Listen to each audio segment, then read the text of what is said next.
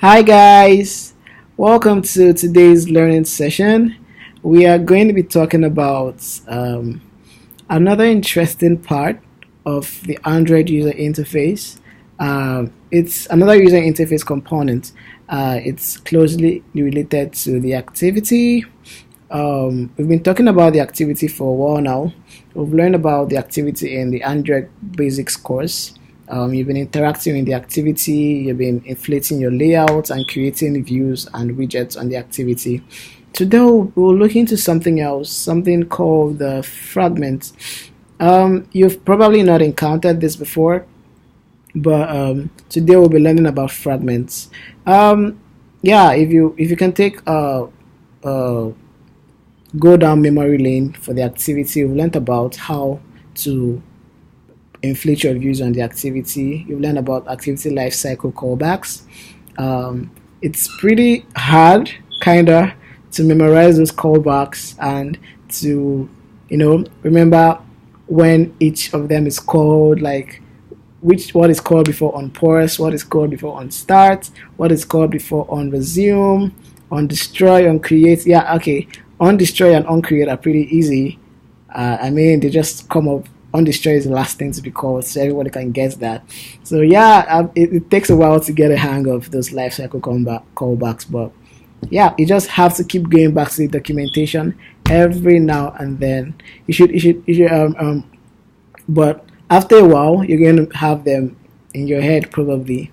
Yeah, and funny enough, the fragment has its own lifecycle callbacks, so you have two lifecycle callbacks to memorize. But there's nothing to be scared about it. You can always refer to the documentation if you need help with remembering the order in which the lifecycle callbacks are called. Yeah. So we've looked into the activity. Now we'll talk about fragments. Fragments are just a portion of the user interface. Okay, it's a portion of the user interface. It can act pretty much like the activity, but it cannot really act independent of the activity, sort of. So if you're going to have a fragment, most times you're going to have an activity. So an activity acts like a host for every fragment in your app, in the application that you're building. So if we dive in a little, fragments kind of originate from the fragment activity. The same way our activities extend app compact activity, and app compact activity extends fragment activity, and it keeps going down till we get to the original activity superclass, the superclass of all activities. Yeah, but that is just extra theory. In essence, your fragment is just another UI component that can hold views, just like the activity.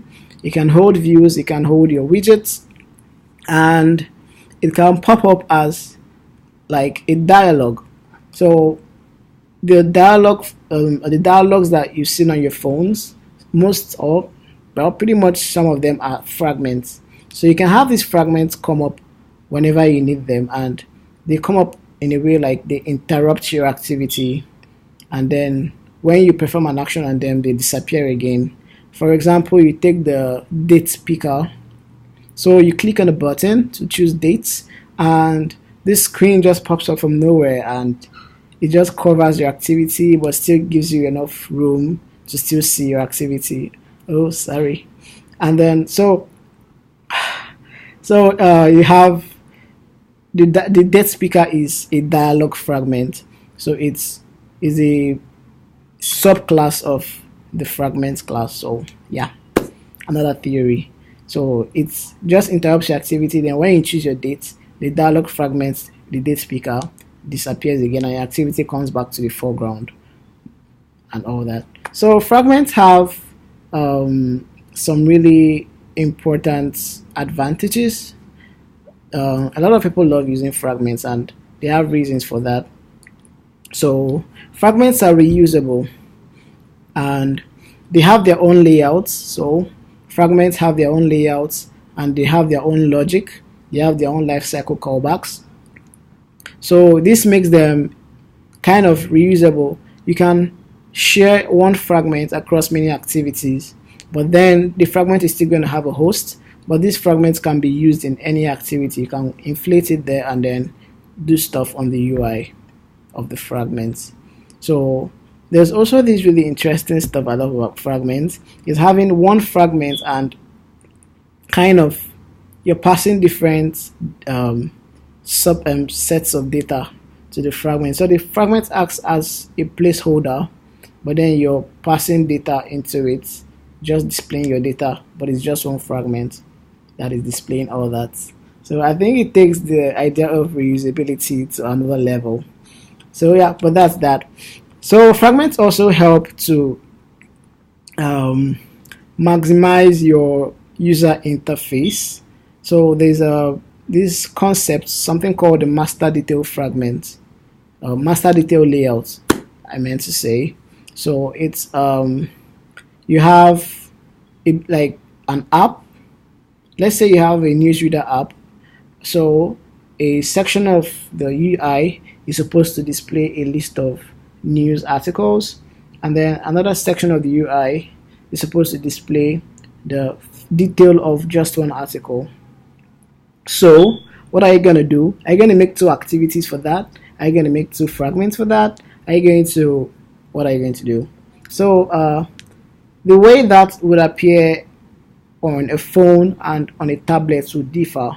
So on a phone, you will want to have your list of articles on one screen, and then when a user clicks on one article, you go to another screen to display the detail of that article. But what about tablets? Are you going to have a whole tablet screen just to display a list of articles? It wouldn't look really cool. It wouldn't look nice design wise, and you'll be wasting all that screen real estate. So with the help of fragments, you can have both the list of articles and the detail of just one article on the same screen for tablets. So you have your list of articles here, you click on an article and it goes to the detail and it shows the detail right by the side. This is also the same for settings. So the way settings in Android appear on phones, you usually have one screen with all the settings listed, and then when you click on it, it takes you to the different options in that setting. But with the master detail layout powered by fragments, woohoo, then we can on a tablet, you can have the list of settings on one side of the tablet, and then when you click on a setting, it pops out the different options on the other side of the tablet. Really cool, I know, right? Yeah. So using fragments is not a pain, really. It's quite easy. You just need to create a Java or Kotlin class that extends fragments. So you're going to make sure to extend the support fragment, the v4.fragment support fragment.